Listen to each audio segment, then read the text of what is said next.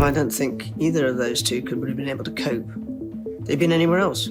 And that was the only good thing that happened, was that they were there. What Princess Anne allegedly discovered inside Balmoral Castle was so explosive that it reportedly pushed the British royal family into one of the ugliest internal wars the monarchy has faced in years. A private royal sanctuary tied forever to Queen Elizabeth's final moments had suddenly turned into a commercial film set, all because Queen Camilla's son allegedly believed his royal connection gave him the power to sell access to the crown itself. And the moment Anne walked through those doors and saw lights, camera rigs, production crews, and catering vans moving across the castle where her mother had died, something inside her reportedly snapped forever. According to the claims surrounding this scandal, Tom Parker Bowles allegedly built an entire business operation around the quiet assumption that nobody inside the monarchy would ever publicly challenge him. That was the dangerous part. Not just the money, not just the fake authority, but the confidence, the terrifying certainty that royal silence would protect him no matter how far things went. Investors reportedly poured huge amounts of money into documentary projects after being promised exclusive access to Balmoral Castle, Sandringham, and even Windsor. Production companies allegedly believed they were dealing with someone operating with palace blessing because Tom presented himself exactly that way. Fake authorization papers, royal-style communication, promises spoken with total certainty. And because he was Queen Camilla's son, nobody wanted to question him too hard. That was reportedly the shield he had relied on for years. But everything allegedly collapsed in one catastrophic morning. Princess Anne arrived unexpectedly at Balmoral and reportedly found a full production setup operating inside one of the most emotionally sacred royal locations in Britain. Crew members were moving furniture. Lights were hanging over rooms tied forever to Queen Elizabeth's death. Workers were calmly preparing content for commercial filming while believing every detail had been officially approved. And then Anne walked in. Witnesses reportedly described fury so intense that staff members became visibly shaken themselves. This was not ordinary royal irritation. This was personal devastation colliding with institutional outrage at the same time. Because Balmoral was not simply another property to Anne, it was the place where she reportedly sat beside Queen Elizabeth during her final hours, the place where grief still lived inside the walls. And now those same rooms were allegedly being monetized by Camilla's son without permission. The symbolism alone was explosive. To Anne, this was not just fraud. It looked like desecration. Reports claim she immediately ordered production shut down and demanded every crew member leave within the hour, while security stepped in to contain the chaos. The atmosphere reportedly became so hostile that staff feared the confrontation itself could spiral completely out of control. And the most shocking part? Tom allegedly was not even there. He had reportedly stayed behind in London, completely confident his operation would proceed smoothly without challenge. That confidence now suddenly looked reckless beyond belief. Anne allegedly contacted King Charles immediately afterward, only to discover he had no idea the filming existed at all. That single conversation reportedly changed everything because it confirmed something devastating. The king himself had never authorized any of this. Once royal lawyers began digging deeper, the scandal reportedly expanded far beyond one documentary project. Investigators allegedly uncovered years of behavior built around exploiting royal proximity for personal gain. Restaurant owners reportedly claimed they felt pressured into offering special treatment because nobody wanted conflict with the queen consort's son. Publishers allegedly paid inflated figures because the real product was not food writing, it was access to royal association. Business relationships reportedly operated under an invisible pressure system where Tom's connection to Camilla quietly influenced every interaction around him. Then, older scandals reportedly resurfaced again like ghosts crawling back into daylight. Stories from the late 1990s involving drugs, Oxford connections, and damaging headlines suddenly returned to public conversation with terrifying force. Palace insiders allegedly never fully forgot those years. Prince William reportedly especially carried deep distrust toward Tom, dating back decades after warnings circulated privately during William's teenage years. So when the Balmoral accusations surfaced, William reportedly did not react with surprise at all. He reacted with cold fury because, according to insiders, he already believed Tom represented a long-standing danger to the monarchy's stability. That reportedly became one of the hidden engines behind the entire conflict. William allegedly pushed hard behind closed doors for Anne to continue pursuing the matter, while Charles drifted into painful silence. And that silence became impossible impossible to ignore. The king reportedly looked trapped between sister and wife, unable to publicly defend either side without detonating the family itself. Every day he stayed neutral reportedly weakened the monarchy further, because the scandal transformed from a fraud investigation into a brutal public test of royal accountability. Then Camilla allegedly entered the fight directly. According to the claims surrounding the battle, Camilla reportedly tried desperately to stop the legal investigation from moving forward. She allegedly argued the monarchy would suffer greater damage from a courtroom scandal than from Tom's actual behavior. But Anne reportedly saw that argument as pure protectionism, a mother shielding her son behind the institution itself. Staff members allegedly overheard furious confrontations between the two women behind palace walls. Voices raised, doors shut, decades of buried resentment suddenly boiling over into the open. And this is where the story reportedly became even darker, because insiders claim the conflict between Anne and Camilla was never truly just about Tom. Beneath the legal battle sat years of unresolved emotional tension stretching back generations. Old humiliations, romantic rivalries, royal hierarchy disputes. Anne reportedly never fully accepted Camilla's place inside the monarchy, and Camilla allegedly never forgot it either. The existence of old royal agreements stating Anne would never be required to curtsy to Camilla became symbolic proof of how deep the hostility supposedly ran beneath the polished royal image. Suddenly, the courtroom fight looked less like a simple fraud case and more like decades of royal resentment exploding all at once. Camilla allegedly funded Tom's legal defense aggressively, while lawyers attempted to bury the case beneath constitutional complications. And those complications were real. Balmoral is privately owned by the monarch, not operated through ordinary crown estate structures. That distinction reportedly created legal chaos because Tom's team argued only King Charles himself had authority to formally pursue charges involving the property, and Charles still reportedly refused to fully choose a side. That hesitation became the oxygen keeping the entire battle alive. That hesitation reportedly enraged Anne beyond words. Insiders allegedly described her frustration growing more intense every week, because from her perspective, the evidence was already devastating. Contracts allegedly existed, money allegedly moved, forged authorization allegedly circulated. Commercial crews allegedly entered Balmoral under false pretenses. Yet the monarchy itself still appeared frozen in place because nobody wanted to publicly ignite war between the king's sister and the king's wife. The palace atmosphere reportedly became unbearable. Staff members allegedly stopped trusting each other because every conversation suddenly carried political danger. One wrong comment, one misplaced loyalty, one overheard opinion. People reportedly feared careers could collapse depending on which royal faction ultimately emerged stronger. Some witnesses allegedly cooperated quietly with Anne's investigators, while others reportedly became evasive and strangely forgetful once formal questioning began. Fear reportedly spread through palace corridors like smoke because everyone understood this was no ordinary family disagreement anymore. It had become a battle over who truly controls accountability inside the monarchy itself. And then came the whispers about Camilla's alleged involvement behind the scenes. According to insiders surrounding the scandal, Camilla reportedly did far more than simply defend her son emotionally. She allegedly entered full crisis management mode. Royal staff reportedly claimed pressure quietly intensified inside palace walls as loyalty lines hardened. Anne allegedly interpreted every move as deliberate interference. Camilla reportedly saw Anne's actions as a direct attempt to destroy her family publicly. And Charles, trapped in the middle, allegedly looked increasingly exhausted and emotionally cornered by the entire nightmare. What reportedly terrified the palace most was the possibility that the case could expose years of meanwhile Prince William reportedly watched the situation unfold with growing coldness toward both Tom and the institution surrounding him. Sources allegedly claim William viewed the scandal as proof that weak internal discipline had already damaged the monarchy too deeply. The future king reportedly feared the public would see the royal family as operating under entirely different rules than ordinary citizens. And in many ways, that is exactly what the scandal allegedly exposed. Because look at what supposedly happened the moment consequences approached. Endless legal delays, questions about jurisdiction, questions about standing, questions about whether the king himself needed to authorize movement against someone connected to the queen consort. The public reportedly watched this unfold and began asking something dangerous. If this situation involved an ordinary person instead of someone attached to the royal orbit, would the response really have been this slow? That question reportedly shook palace advisors badly because once public trust starts collapsing around fairness, monarchies become vulnerable in ways that cannot easily be repaired. And through all of it, Tom Parker Bowles allegedly became the living symbol of the crisis itself. The man who reportedly spent years benefiting from royal proximity suddenly faced the terrifying possibility that the same royal machinery could no longer fully protect him anymore. Investigators allegedly mapped patterns of behavior stretching back years. Deals allegedly inflated by royal association. Business arrangements allegedly strengthened through implied palace access. Personal branding allegedly built almost entirely around connection to Camilla and Charles. The image reportedly became impossible to ignore. A man operating dangerously close to the monarchy's inner circle, while privately monetizing the very mystique surrounding it. Some insiders allegedly feared the damage could permanently reshape relationships between senior royals forever. Because once accusations this explosive enter public consciousness, trust rarely returns completely. Anne reportedly no longer viewed this simply as family conflict. William reportedly no longer viewed Tom as harmless. Camilla reportedly no longer trusted Anne's motives. And Charles reportedly looked increasingly isolated, trapped between blood loyalty, marriage loyalty, and duty to the crown itself. But beneath all the legal warfare and royal drama sits one chilling reality the palace reportedly cannot erase no matter how hard it tries. This scandal exposed how vulnerable the monarchy may truly be from inside manipulation. Not attacks from outsiders, not media criticism, internal exploitation. People connected closely enough to power that others become afraid to question them. That is the fear reportedly haunting palace officials now. Because if one connected insider allegedly pushed boundaries this far before being stopped, who else inside royal orbit has quietly operated under similar assumptions for years? And that question is still hanging over the monarchy right now, like a storm cloud refusing to move. Princess Anne reportedly understands that better than anyone. She allegedly knows this battle stopped being just about Tom Parker Bowles the moment forged access touched Balmoral itself. The case became symbolic, a test. A brutal test of whether the monarchy still possesses the strength to police its own inner circle when power, family, money, and reputation all collide at once. If Anne eventually forces full accountability, she could permanently change the rules surrounding royal protection forever. But if the scandal disappears quietly into legal fog, delays, and palace silence, then something devastating reportedly becomes undeniable. That inside the monarchy, the right connections may still matter more than truth itself.